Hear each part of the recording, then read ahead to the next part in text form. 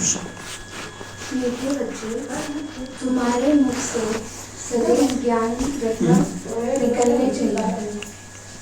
तुम्हारा मुखड़ा सदैव हर्षित रहना चाहिए। प्रश्न: जिन बच्चों ने ब्राह्मण जीवन में ज्ञान की धारणा की है, उनकी निशानी क्या है? उत्तर: उनकी चलन देवताओं मिसल होगी, उनमें देवी गुणों की धारणा होगी। उन्हें ज्ञान का विचार सागर मंथन करने का अभ्यास होगा। वे कभी असुरी बातों का अर्थात किचड़े का मंथन नहीं करेंगे। उनके जीवन से गाली देना और ग्लानि करना बंद हो जाता है। उनका मुखड़ा सदा हर्षित रहता है। ओम शांति। ओम शांति। बाप बैठ समझाते हैं ज्ञान और भक्ति के ऊपर। यह तो बच्चे समझ गए हैं, भक्ति से सद्गति नहीं होती है और सतयुग में भक्ति होती नहीं। ज्ञान भी सतयुग में मिलता है। श्री कृष्ण ना भक्ति करते हैं, ना ज्ञान की मुरली बजाते हैं। मुरली माना ही ज्ञान देना। गायन भी है ना मुरली में जादू, तो जरूर कोई जादू होगा ना। सिर्फ मुरली बजाना वह तो कॉमन फकीर लोग भी बजाते रहते हैं। इस मुरली में ज्ञान का जादू है। अज्ञान को जादू तो नहीं कहेंगे, मुरली को जादू कहते हैं। मनुष्य से देवता बनते हैं ज्ञान से।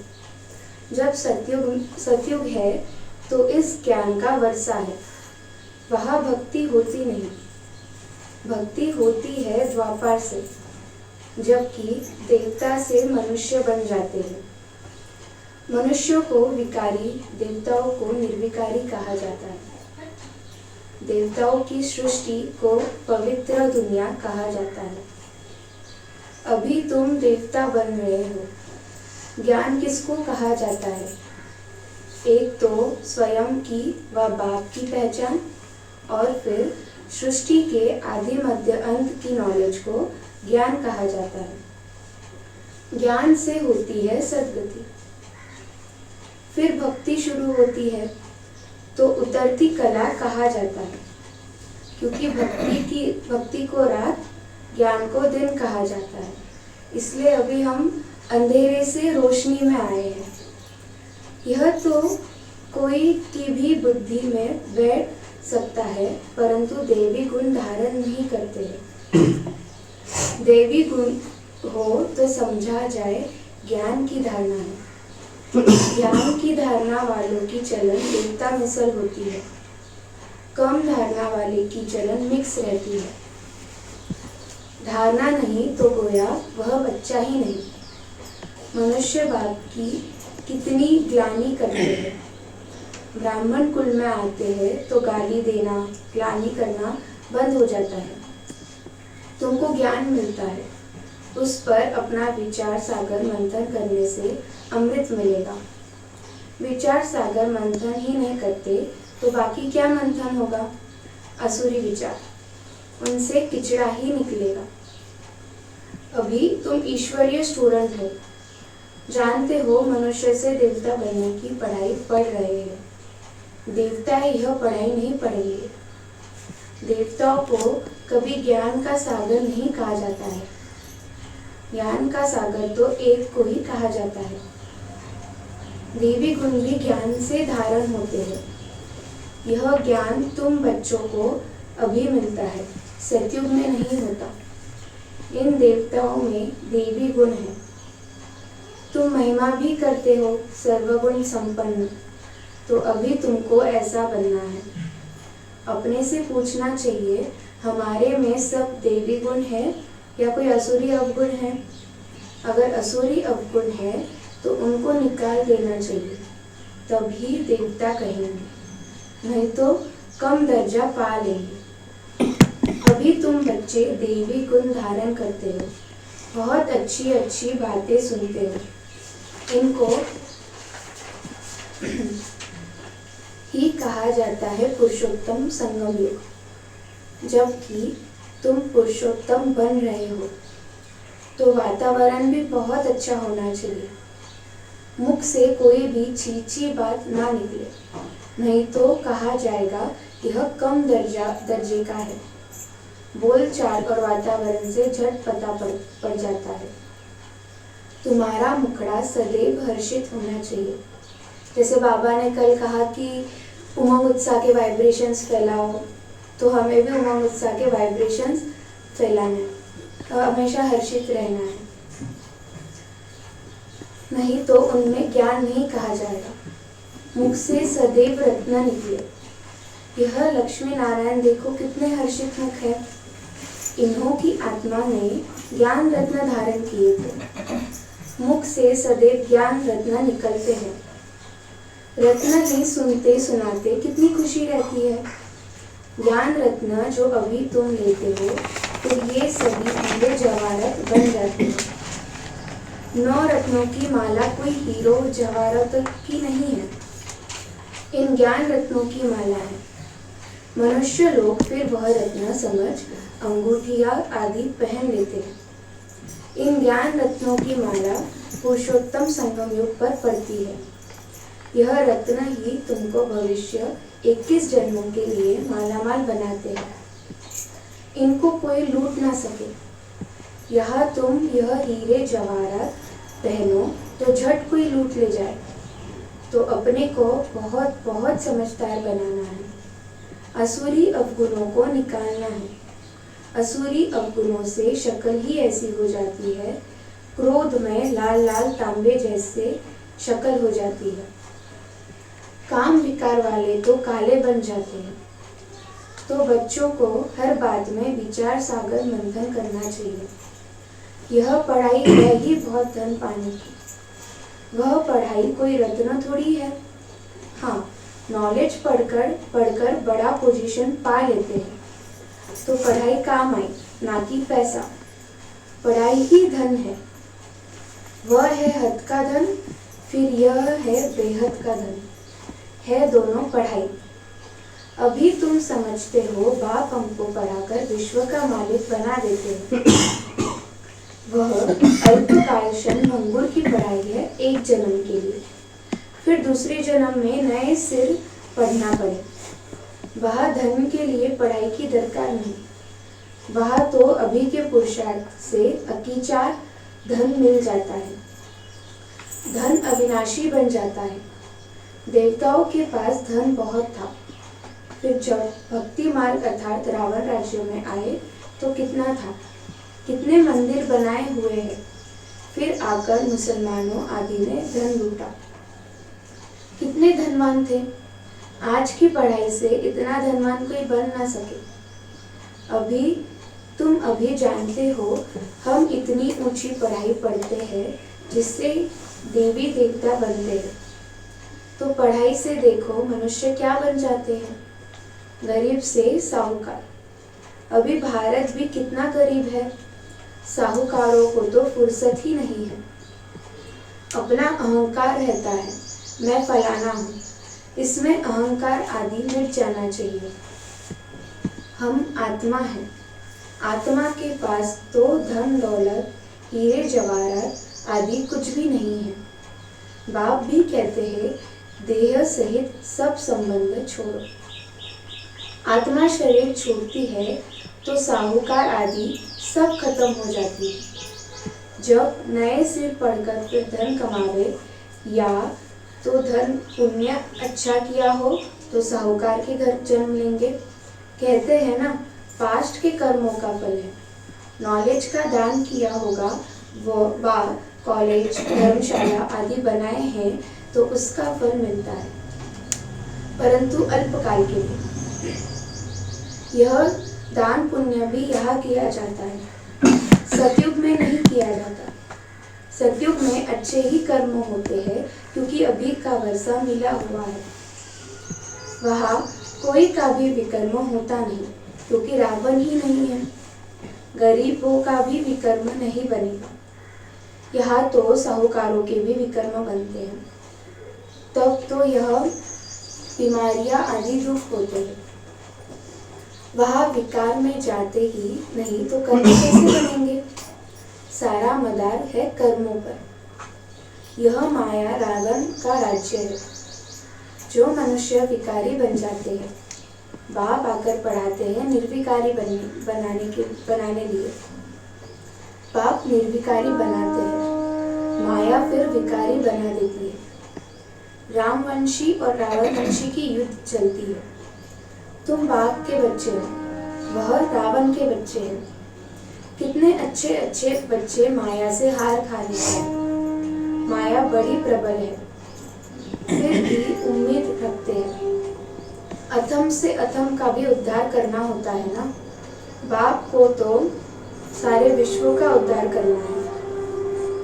बहुत गिरते हैं, एकदम छट खाते में अधम से अधम बन जाते हैं। ऐसे का भी बाप उद्धार करते हैं।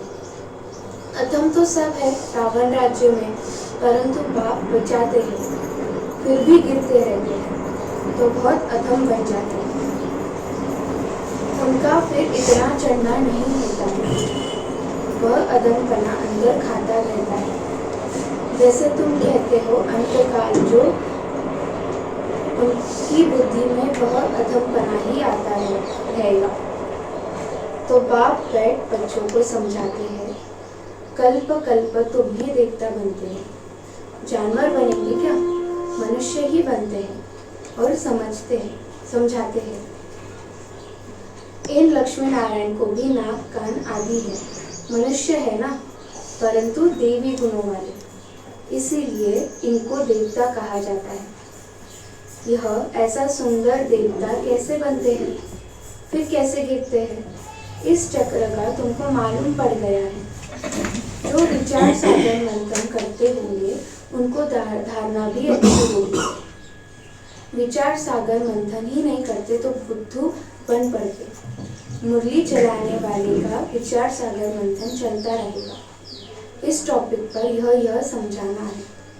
ऑटोमेटिकली विचार सागर मंथन चलता है। फलाने आने वाले हैं, उन्हों को भी उल्लास से समझाएंगे। हो सकता है कुछ समझ जाए, भाग्य पर है। कोई झट निश्चय करेंगे, कोई नहीं करेंगे। उम्मीद रखी जाती है, अभी नहीं तो आगे चलकर समझेंगे जरूर। उम्मीद रखनी चाहिए ना। उम्मीद रखना माना सर्विस का शौक है, थकना नहीं है। भले कोई पढ़कर फिर अधम बना है, आता है तो जरूर उनको विजिटिंग रूम में बिठाएंगे। वहाँ कहेंगे चले जाओ। जरूर पूछेंगे इतने दिन क्यों नहीं आए, कहेंगे माया से हार खा ली। ऐसे ढेर आते हैं। समझते हैं ज्ञान बहुत अच्छा था, परंतु माया ने हरा दिया। स्मृति तो रहती है ना, भक्ति में तो हराने और जीतने की बात ही नहीं रहती। यह नॉलेज धारण करने की है। अभी तुम बाप द्वारा सच्ची गीता सुनते हो, जिससे देवता बन जाते। बगैर ब्राह्मण बने देवता बन नहीं सकते। क्रिश्चियन, पारसी, मुसलमानों में ब्राह्मण होते ही नहीं। यह सब बातें तुम समझते हो। तुम जानते हो अलफ को याद करना है। अलफ को याद करने से ही बादशाही मिलती है। जब भी तुमको कोई मिले बोलो अलफ, अल्लाह को याद करो। अलफ को ही उच्च कहा जाता है। अंगुली से अलफ का इशारा करते हैं ना। अलफ को एक भी कहा जाता है। एक ही भगवान है, बाकी तो सब है बच्चे। बाप तो सदैव अलफ ही रहते हैं। बादशाही करते नहीं, ज्ञान भी देते हैं। अपना बच्चा भी बनाते हैं, तो बच्चों को कितनी खुशी में रहना चाहिए। बाबा हमारी कितनी सेवा करते हैं, हमको विश्व का मालिक बनाते हैं, फिर खुद उस नई पवित्र दुनिया में आते ही नहीं। पावन दुनिया में उनको कोई बुलाते ही नहीं, पतित ही बुलाते हैं। पावन दुनिया में क्या आकर करेंगे, उनका नाम ही है पतित पावन। तो पुरानी दुनिया को नया बनाने का उनकी ड्यूटी है। बाप का नाम है शिव और सालिग्राम बच्चों को कहा जाता है। उनकी पूजा होती है। शिव बाबा कह सब याद करते हैं। दूसरा, ब्रह्मा को भी बाबा कहते हैं। प्रजापिता ब्रह्मा कहते तो परंतु तो बहुत है, परंतु उनको यथार्थ रीति जानते नहीं है। ब्रह्मा किसका बच्चा है? तुम कहेंगे परमपिता परमात्मा शिव ने उनको अडॉप्ट किया है। यह तो शरीरधारी है ना। ईश्वर की औलाद सब आत्माएं हैं। सब आत्माओं को अपना अपना शरीर है, अपना अपना पार्ट मिला है जो बजाना ही है। यह परंपरा से चला आता है। अनादि अर्थात उनका आदि मध्य अंत नहीं। मनुष्य सुनते हैं एंड होती है तो फिर पूछते हैं कि फिर बनेंगे कैसे। बाप समझाते हैं यह अनादि है, कब बने हैं यह पूछने का नहीं रहता। प्रलय होती ही नहीं, यह भी गपोड़ा लगा दिया है। थोड़े मनुष्य हो जाते हैं इसलिए कहा जाता है जैसे प्रलय हो गई। बाबा में जो ज्ञान है वह अभी ही इमर्ज होता है। इनके लिए ही कहते हैं सारा सागर स्याही बनाओ। भक्ति मार्ग में ये बोलते कि सारा सागर स्याही बनाओ। मतलब अगर आप बाप की कितनी भी महिमा करें तो वो पूरी नहीं होगी। सारा सागर स्याही बनाओ तो भी पूरा नहीं होगा। अच्छा, मीठे मीठे सिकेलादी बच्चों प्रति माता पिता बाप दादा का याद प्यार और गुड मॉर्निंग। रूहानी बाप की रूहानी बच्चों को नमस्ते। रूहानी बच्चों की रूहानी बाप दादा को याद प्यार गुड मॉर्निंग नमस्ते। वाह बाबा वाह, शुक्रिया बाबा शुक्रिया। धारणा के लिए मुख्य सार। अपने हर्षित मुख्य से बाप का नाम बाला करना है। ज्ञान रत्न ही सुनने और सुनाने हैं। गले में ज्ञान रत्नों की माला पड़ी रहे। असुरी अवगुणों को निकाल देना है। सर्विस में कभी थकना नहीं है। उम्मीद रख शौक से सर्विस करनी है। विचार सागर मंथन कर उल्लास में रहना है। वरदान, कंफ्यूज होने के बजाय लूज कनेक्शन को ठीक करने वाले समस्या मुक्त भव। कंफ्यूज होने के बजाय लूज कनेक्शन को ठीक करने वाले समस्या मुक्त भव। सभी समस्याओं का मूल कारण कनेक्शन लूज होना है। सिर्फ कनेक्शन को ठीक कर दो तो सर्व शक्तियाँ आपके आगे घूमेगी। अगर हमारा बाबा से कनेक्शन ही नहीं है तो हमें वो समस्या बड़ी लगेगी। तो हमें हमेशा बाबा से कनेक्शन रखना है। बाबा को हमारे साथ रखना है तो बाबा ऑटोमेटिकली हमारे में इतनी शक्ति भर देगा कि हमें वो समस्या बहुत छोटी लगेगी।